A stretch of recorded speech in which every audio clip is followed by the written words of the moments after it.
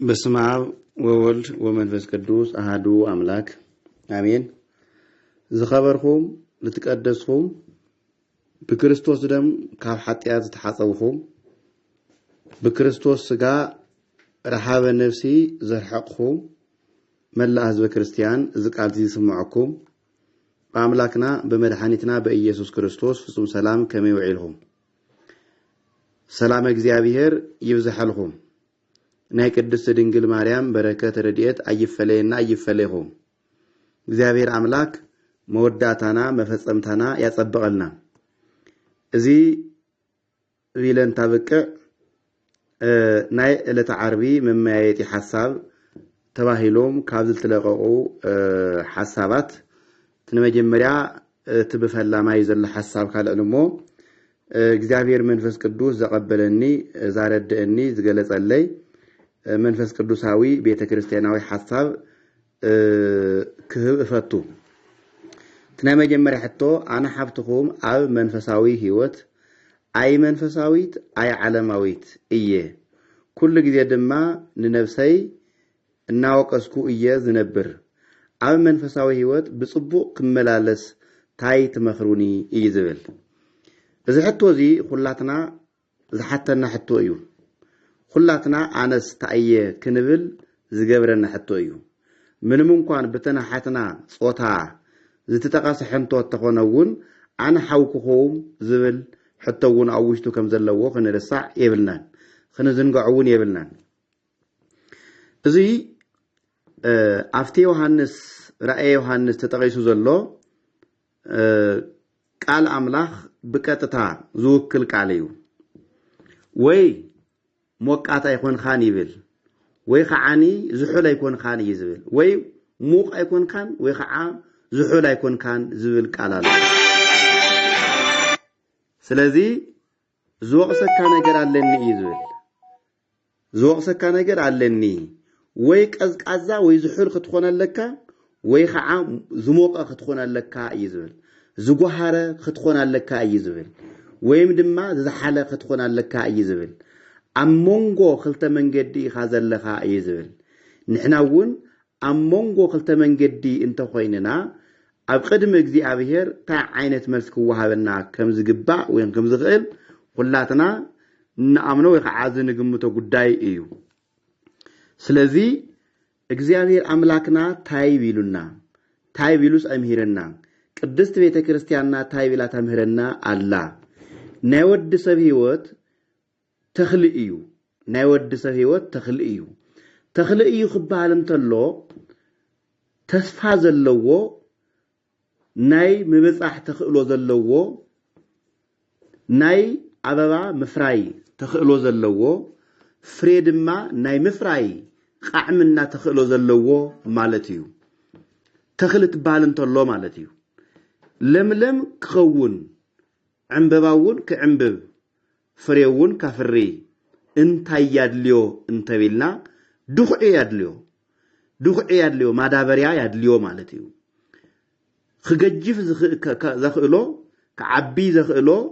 ክረጉድ ዘኽእሎ ግብአት ወይ ከዓ እቶት የድልዮ ማለት እዩ እቶት የድልዮ ብዚ መልኩ እዚ ምሳሌ ክንገልጾ እንተለና ኣብ መንፈሳዊ ህይወትና ክንገጅፍ ክንዓቢ ክንልምልም ክንዕንብብ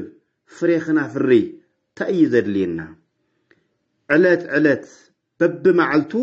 ኹትኻቶ ያድልየና ማለት እዩ መንፈስ ቅዱሳዊ ኹትኻቶ አምላካዊ ኹትኻቶ መጽሐፍ ቅዱሳዊ ኹትኻቶ ቤተ ክርስቲያናዊ ኹትኻቶ የድልየና ማለት እዩ የድልየና እዚያት ክንገብር እንተለና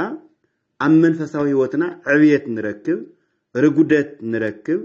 ምብጻሕ ንረክብ ምግፋሕ ንረክብ ማለት እዩ በብግዚኡ ተኽሊ እናተኾትኾተት ማይውን እናሰተየት ፀሐይ ብርሃንውን እናረኸበት ብርሃን ፀሐይውን እናረኸበት ነፋስውን እናነፈሳ ትነብር እንተ ኮይና ሓንቲ ተኽሊ ምብጻሓ ናይ ግድን እዩ ዓባይ ናይ ምዃናውን ናይ ግድን እዩ ልክዕ ከምዚ ኩሉ ኩትኳቶ መንፈስ ቅዱስ ኩትኳቶ አምላኽ ኩትኳቶ ቤተ ክርስቲያን ኩትኳቶ እግዚአብሔር እናተኾትኾትና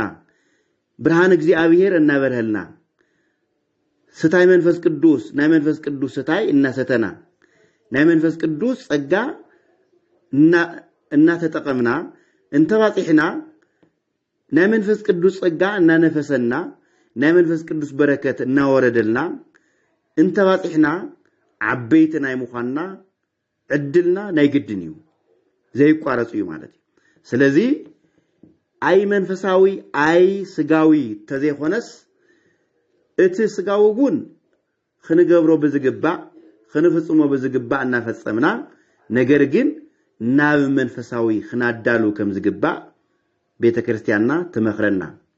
ትምዕደና አቦታት ከም አቦታት ቤተክርስቲያን ከም ቤተክርስቲያን ካብ ሁሉ ብላዕል ድማ መንፈስ ቅዱስ ይመኽረና ማለት እዩ ቃል እግዚአብሔር ይመኽረና ማለት እዩ ቃል ጎይታ ይመኽረና ማለት እዩ ይምዕደና ማለት እዩ ስለዚህ ብትናይ መንፈስ ቅዱስ ጸጋ ዝሞቅና ብትናይ መንፈስ ቅዱስ ጸጋ ዝጉሃርና ብትናይ መንፈስ ቅዱስ ጸጋ ሓልሓል ክንብል ክንጉህር ክንቀጻጸል ይዘለና ብትናይ መንፈስ ቅዱስ ጸጋ ማለት እዩ ክንልኮስ ይዘለና ክንዓቢ ይዘለና معلت معلتي خطخاتو خمزادلياتا تخلي معلت معلتي تذكروا እግዚአብሔር يدلينا مؤمنا احوات احد تذكروا እግዚአብሔር يدلينا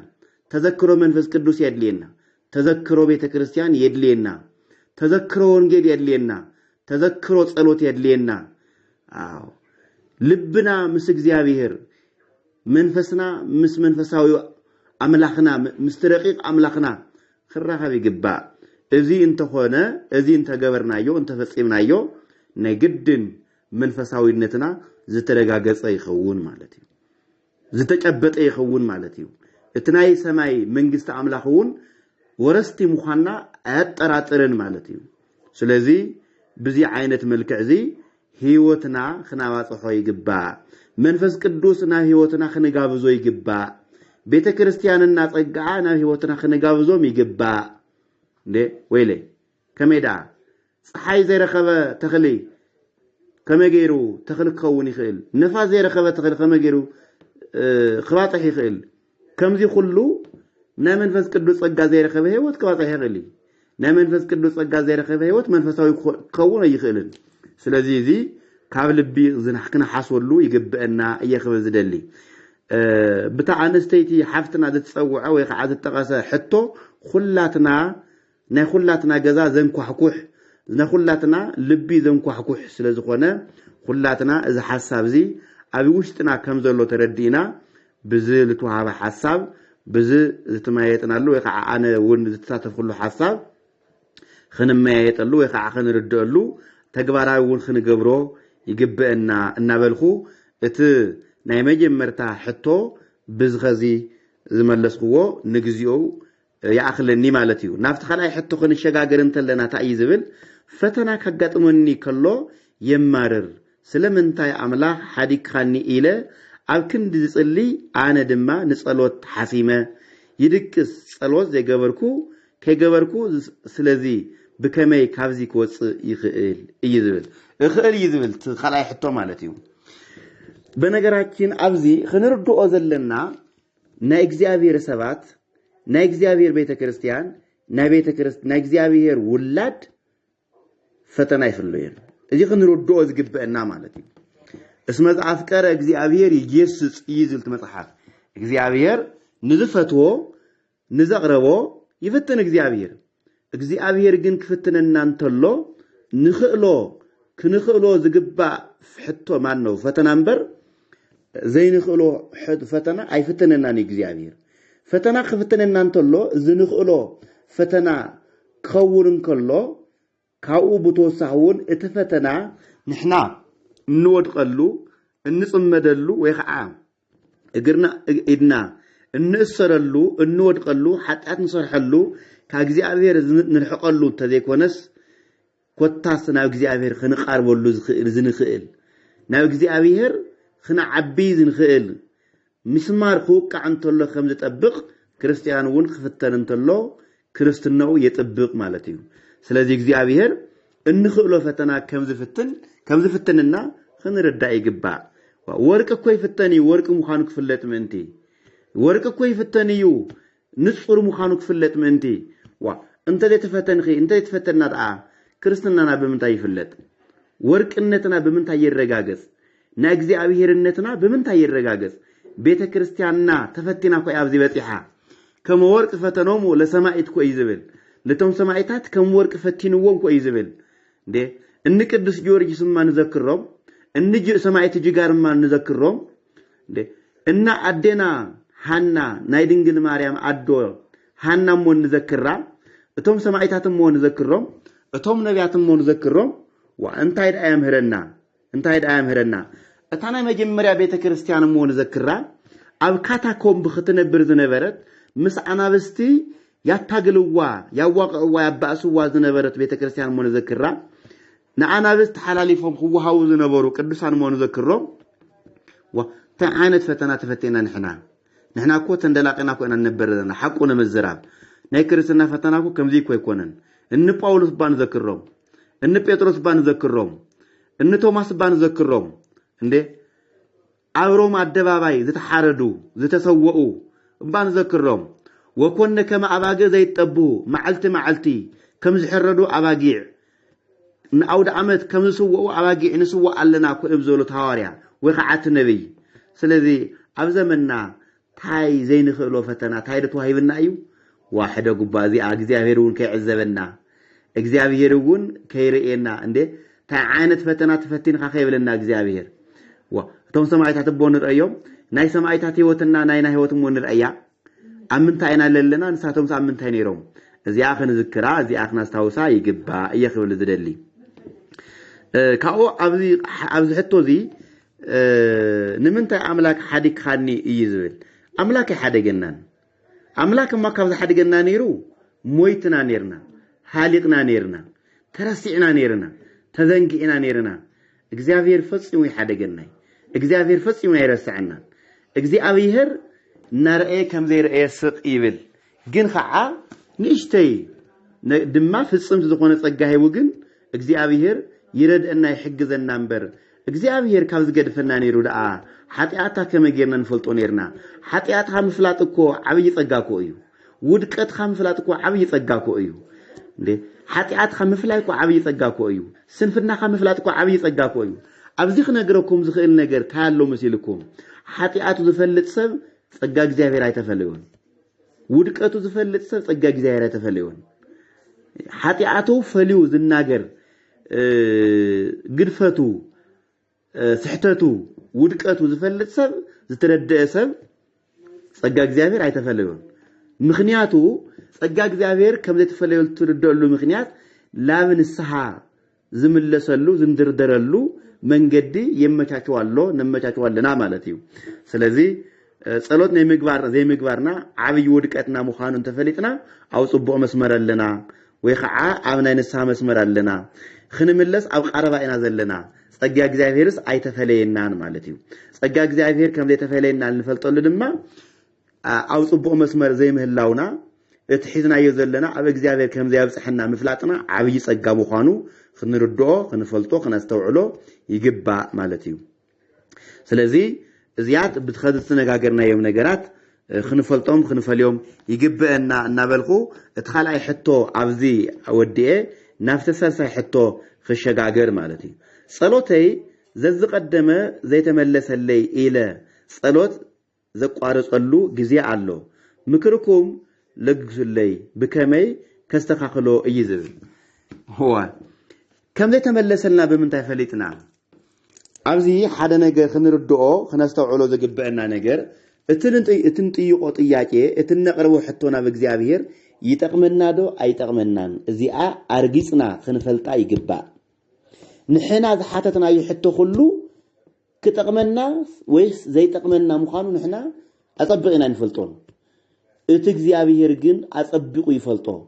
አጸብቁ ስለዝፈልጦ ድማ እግዚአብሔር ዘድሌና ይህበና زياد لنا خاي خلقنا مالتيو زصلنا يصلت كله كو يتقمنا نكو زقرنا يحتى كله كو يتقمنا نكو ابزي حدا مثالي نغركم كلتا بوتات نيروم يبل تاريخ እቶም ክልተ አቦታት ኣብ ሓደ ማዕርግ ይርከቡ ኣብ ሓደ ሃይማኖት ይርከቡ ኣብ ሓደ ናይ ቅድስና ደረጃ ይርከቡ ክልቲኦም እግዚአብሔር ማዕረ ይልምንዎ ማዕረ يأمنوه معرة يملكوه معرة عيسجدلو معرة يخبروه معرة بمعرة እግዚአብሔር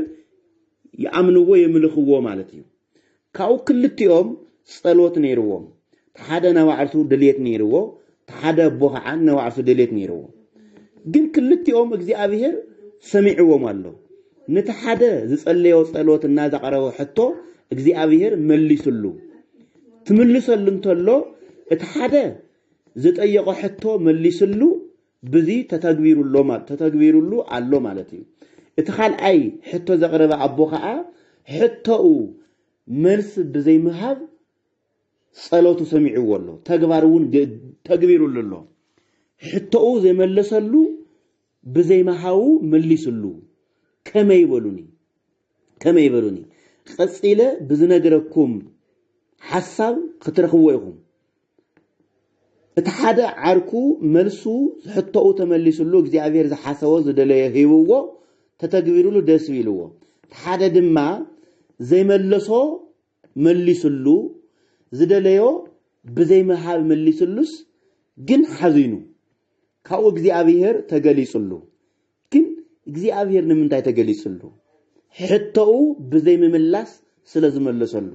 زدليه حتو بزي محاب ስለዝመለሰሉ ማለት እዩ እዚ ሓደ እዩ ካው ግን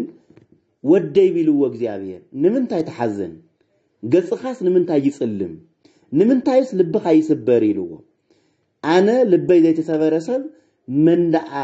ልቡክ ስበር አነ ዓርከይ ሓቢርና እናጸለና በማዕረ እናምለኽናካ በማዕረ እናጸለና በማዕረ ዝደልና ይሁሉ እናቀረብና ለኻ نأملاكنت خازجبا كلنا جبرنا نعركي ملسي بخايو نعيجن اتزدلخو ونجر أهاب كانن يلوه بل سمع ودي يلوه سمعني ود سب تصلي وصلت كله زحاتته حتى كله نود سب أيتك من سلذي اتعارك خام صليو حتى أغريونا باي حتى ذقربو قبو سلذي نبرة حتى ذقربو حتى ون كابذي من اللي صلو كتأفئ سلذي نبرة سلذي كيتأفئني اتزقربو حتى تقامي سلذي خوانا سلذي تقامو من اللي صلو يبل نسخة دما زقرب خايو حتى تقامي عين برن نعخا زقود كامبر نعخا زتقمك عين برن سلذي نسخة دما خلتأفئني سلذي دلي اتقد مغزها وقاصقا يا اخلك ايبيله اتخذ حتى خايو حتى جن سلذي زتفأكا مرس دمو انا بوخا خجبر الخ ايدلهون سلذي انا اتحتو خاب زي مملاسي نعخا صبق مغبار ينبر صبق حما عين برن خيت تفأني ملسي ايملس خلخان مخنياتو تخزها وقاصقا تقد مخزن بركا هيوت اخلكا وي قعد تقمكا سلازخونه اتعارك خادما حتو كابزي ملسولو نيره سلازي طف كيطفئن ملسولو نسخا دما خيطفئني ايملس خلخان زي مملاسي نايخا هيوت بهيوت كترف سلازي دلئيه إلو እግዚአብሔር መልስ ሄብዎ ማለት እዩ ስለዚህ እቲ ዘሓተትና ይሕቶ ዘይተመለሰ ዝመስል እግዚአብሔር ሓደ እቲ ዘሓተትና ይሕቶ ከጥፈና ዱይ እየጥፈናን በደንብ ጌርና خنምርምሮ እንደገናውን በጸሎቱን خنአረጋግጾ ይግባ ሓደ እዩ እንደገና ድማ ካልአይ خنርድኦ ዝግባ እግዚአብሔር እቲ ዘሓተትና ይሕቶ ዝጠቅመና እንተ ኮይኑውን ጊዜ አለው ንግዚአብሔር መልስ ዝምልሰሉ ሕቶ ዝምልሰሉ ኣብ ዘይ ግዚኡ ዘይኾነስ ኣብ ግዚኡ እዩ እግዚአብሔር ሕቶ ዝምልስሞ እግዚአብሔር ሓደ ዘይጠቅመና ሕቶ አይህበናን ወይ ከዓመል ሳይህበናን እግዚአብሔር ዝጠቅመና ተኮይኑውን ንሕና በዝደለናዮ ጊዜ ተዘይኾነስ ጊዜ ገቢር ለእግዚአብሔር እግዚአብሔር ስራሕ ዝሰርሐሉ ለቶም ፈተውቱ ንክርስቲያን ውላዱ ዝምልሰሉ ጊዜና ሰዓት ስለዘለዎ ጊዜውን حليو سلازغبر እግዚአብሔር እቲ ጽባህ ዝገብሮ ለማዕንት ስለዘይገብሮ ለማዕንት ዝገብሮውን ጽባህ ስለዘይገብሮ ልክ ብናይ አምላኽናው ቆጾሮ ዝገብሮ ስለዝኽእል እግዚአብሔር እዚውን ኣብ ግምት አትዩና خنردو يغبا እናበልኹ እቲ ሰልሳይ ሕቶኹምውን ኣብዚ ይውድ ኣለኹ ስለዚህ ነበረና መንፈሳዊ ሚይይጥና መንፈሳዊ ሐሳባት እግዚአብሔር አምላክና ለተመስገነ ይሁን ካብዚ ዝተረፈ ካልኦት ሊቃውንቲ ካልኦት ምሁራንውን ሐሳቦም ከእሙጡ ሐሳቦም ክህቡ እናተላበኹ አነ ሓውኹም ኣብዚ ይውድ ኣለኹ ስለዚህ ነበረና ጊዜ አምላክና መድኃኒትና እግዚአብሔር زخبرن تمسجنن يكون وسبحت لإግዚአብሔር بسلام يصنحنا بسلام يرخبنا. شاو.